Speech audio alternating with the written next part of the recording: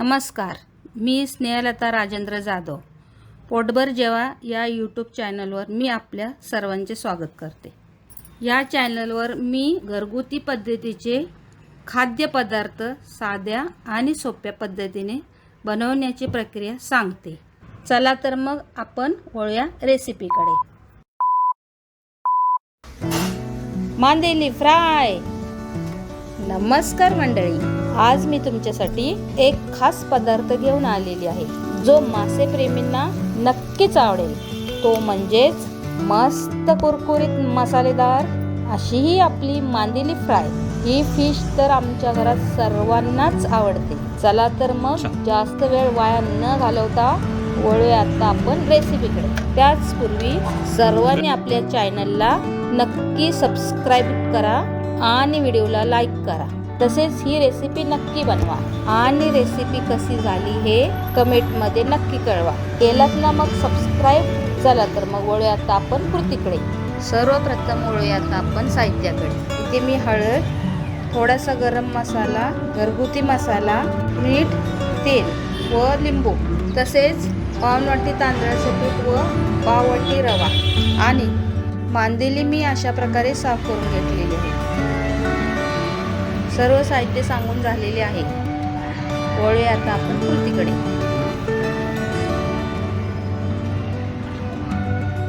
सर्वप्रथम त्याच्यामध्ये लिंबू पिळून घ्यायचा.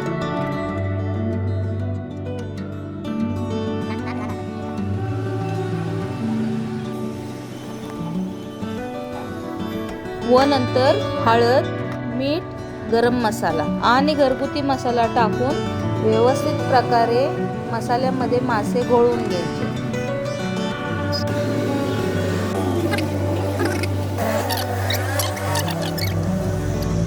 मासे घोळवून झाल्यानंतर 15 मिनिटे त्यांना मॅरिनेटसाठी झाकून ठेवायचे. आता मांदेली आपण मॅरिनेटसाठी झाकून ठेवलेले आहेत. तोपर्यंत मी एका ताटात पाऊण वाटी तांदळाचे पीठ आणि पाव वाटी रवा एकत्र करून घेतलेला आहे.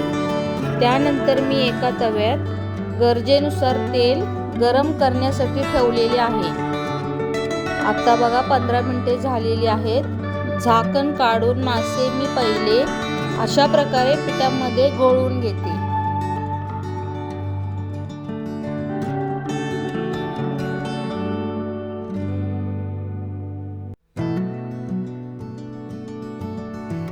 हे पहा, अशा प्रकारे मासा पिठामध्ये व्यवस्थित घोळवून घ्यायचा.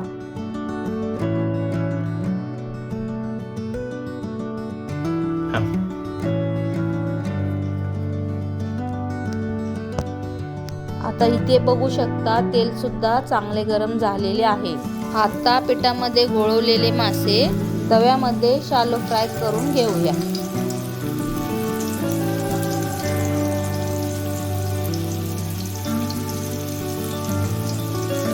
हे पहा, प्रत्येक 2-3 मिनिटांनी मासा वर खाली करत राहायचा, म्हणजेच पलटायचा, जेणेकरून मासे दोन्ही साईडने व्यवस्थित प्रकारे फ्राय होतील. मंद आचेवरती 7-8 मिनिटे मासे अशा प्रकारे फ्राय करून घेतलेले आहेत. बघा, माशांचा कलर आता गोल्डन ब्राऊन झालेला आहे, म्हणजेच मासे आता आपले रेडी आहे. बघा तर अशा प्रकारे मांदेली फ्राय रेसिपी तयार आहे.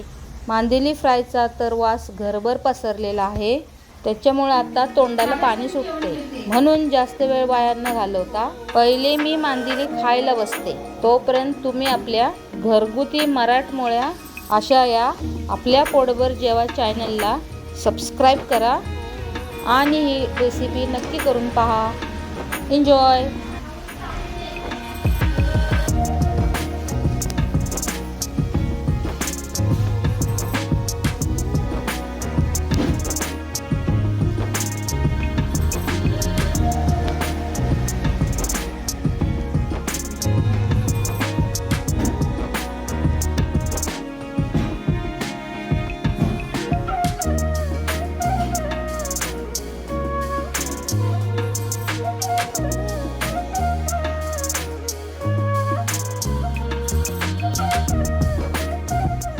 रेसिपी कशी वाटली हे कमेंटमध्ये कळवा.